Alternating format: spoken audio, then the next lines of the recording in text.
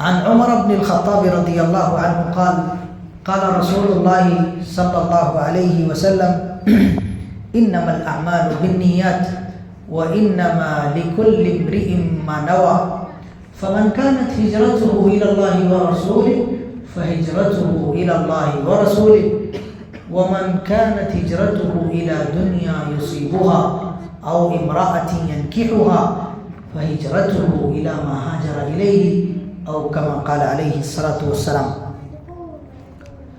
حضرت عمر بن خطاب رضی اللہ تعالیٰ عنہ اللہ کے نبی صلی اللہ علیہ وسلم سے روایت کرتے ہیں کہ آپ صلی اللہ علیہ وسلم نے ارشاد فرمایا کہ تمام اعمال کا دار و مدار نیتوں پر ہے، چنانچہ جس آدمی نے جس طرح کی نیت کی ہوگی اس کو بدلہ اور اجر و ثواب اسی طرح کی نیت کا دیا جائے گا۔ چنانچہ جو بندہ اللہ اور اس کے رسول صلی اللہ علیہ وسلم کے لیے ہجرت کرے گا اس کی ہجرت اللہ اور اس کے رسول صلی اللہ علیہ وسلم کے لیے ہوگی، اور جو بندہ دنیا کو پانے کے لیے یا کسی عورت سے نکاح کرنے کے لیے ہجرت کرے گا تو جس نیت سے اس نے ہجرت کی ہے اس کو اسی نیت کا بدلہ ملے گا۔ محترم حاضرین، اس حدیث رسول صلی اللہ علیہ وسلم میں اللہ کے نبی صلی اللہ علیہ وسلم نے اسلام کے سب سے عظیم معاملے کی طرف رہنمائی کی ہے، وہ ہے انسان کا یا ایک مسلمان کا نیت کرنا۔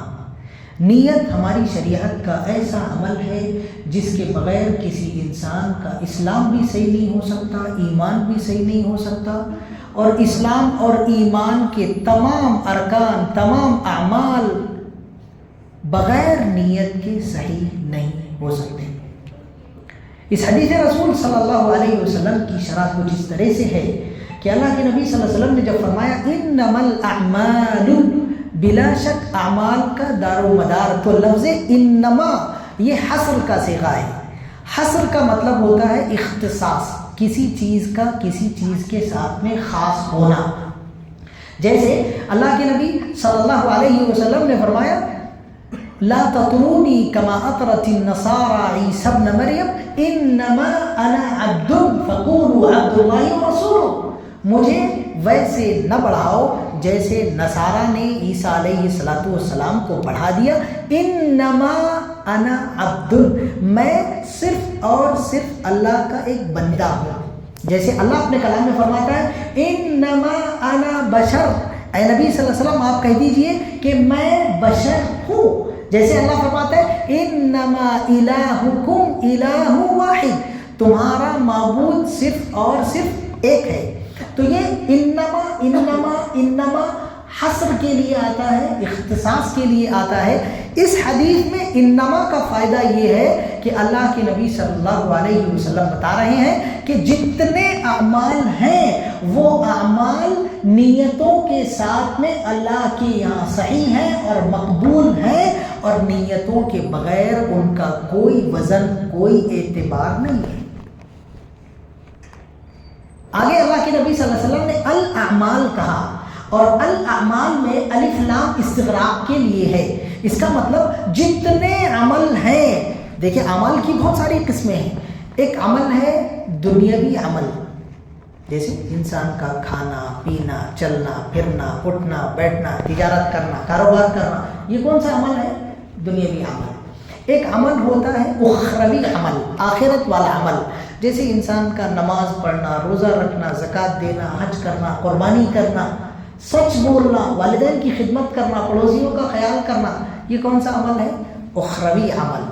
ایک عمل ہوتا ہے ظاہری عمل، جو دکھائی دیتا ہے، جو ہاتھ سے، پیروں سے، زبان سے، آنکھوں سے، کانوں سے ادا کیا جاتا ہے۔ جیسے میں ابھی بات کر رہا ہوں، یہ آپ کو سنائی دے رہا ہے نا، جیسے آپ ابھی گردن ہلا رہے ہیں، یہ دکھائی دے رہا ہے نا۔ ایک انسان اپنے ہاتھوں کو ہلائے، نماز پڑھے، حج کرے، قربانی کرے، یہ عمل دکھائی دیتے ہیں۔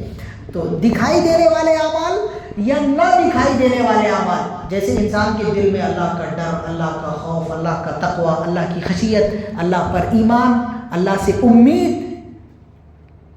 تو یہ عمل ایسے ہیں جو دکھائی نہیں دیتے. تو جتنے قسم کے اعمال ہیں، چاہے ظاہری اعمال ہو، چاہے باطنی اعمال ہو، چاہے دنیاوی اعمال ہو، چاہے اخروی اعمال ہو، جتنے عمل ہیں وہ سارے کے سارے عمل اللہ کے یہاں مقبول ہونے کے لیے نیت کا پایا جانا ضروری ہے. اور نیات کا لفظ اللہ کے نبی صلی اللہ علیہ وسلم نے استعمال فرمایا. نیات، نیت واحد ہے، نیات جمع ہے. اس کا مطلب یہ ہوا کہ نیتیں کئی طرح کی ہوتی ہے. ایک نیت العمل ہوتی ہے. اب نیت العمل کیا ہے؟ نیت العمل بولے تو جیسے اب ہم نماز پڑھ رہے ہیں تو یہ عمل نماز ہے. اب اس عمل کی ایک نیت ہے کہ یہ فرض ظہر کی نماز ہے، کہ عصر کی نماز ہے، کہ مغرب کی نماز ہے، کہ عشاء کی نماز ہے، یہ ہے نا. اور پھر فرض نماز ہے، کہ نفل نماز ہے، سنت مؤکدہ ہے، کہ عام نفل ہے. یہ اس کو نیت العمل بولتے ہیں. ایک اور نیت کی قسم ہے جس کو کہتے ہیں نیت المعمول لہو، یعنی جس کے لیے کام کیا جا رہا ہے اس کی نیت کرنا ہے نا. اب یہ کام اللہ کے لیے ہو رہا ہے یا غیر اللہ کے لیے ہو رہا ہے یا کسی پیر فقیر کے لیے ہو رہا ہے، کسی آستانے کے لیے ہو رہا ہے، تو جس کے لیے وہ کام کیا جا رہا ہے اس کی نیت کرنا، اس کو بھی نیت کہا جاتا ہے. ایسے ہی کسی کی نیت دنیا کمانے کی ہوتی ہے، کسی کی نیت شہرت طلبی کی ہوتی ہے، کسی کی نیت مال ہوتی ہے، کسی کی نیت جاہ و جلال ہوتی ہے. نیتیں مختلف ہوتی ہیں. تو اللہ کے نبی صلی اللہ علیہ وسلم نے فرمایا اللہ کو ایک ہی نیت چاہیے.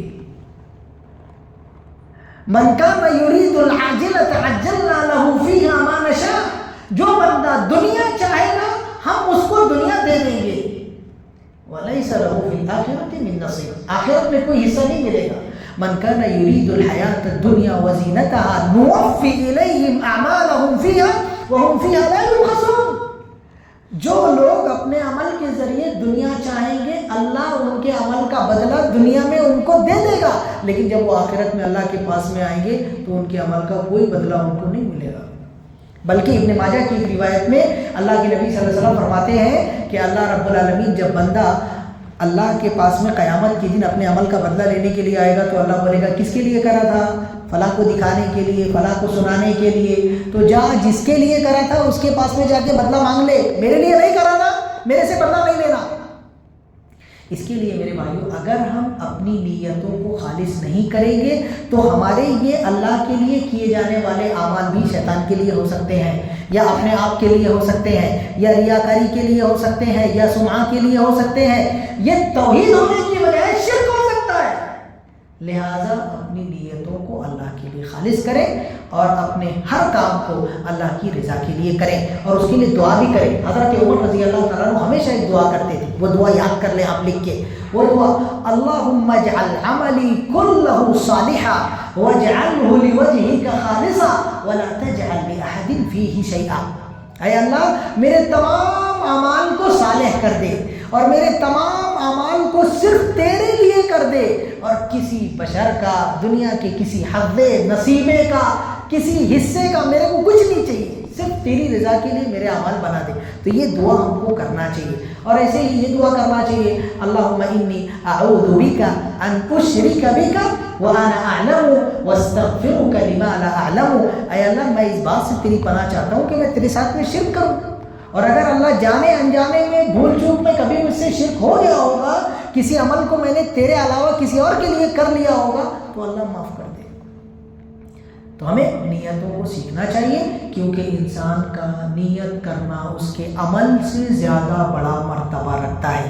اس بات کی شرح مزید آگے آئے گی. اللہ ہم سب کو نیک توفیق عطا فرمائے، ہمارے گناہوں کو معاف فرمائے. آمین. وآخر دعوانا الحمدللہ رب العالمین. والسلام علیکم ورحمۃ اللہ وبرکاتہ.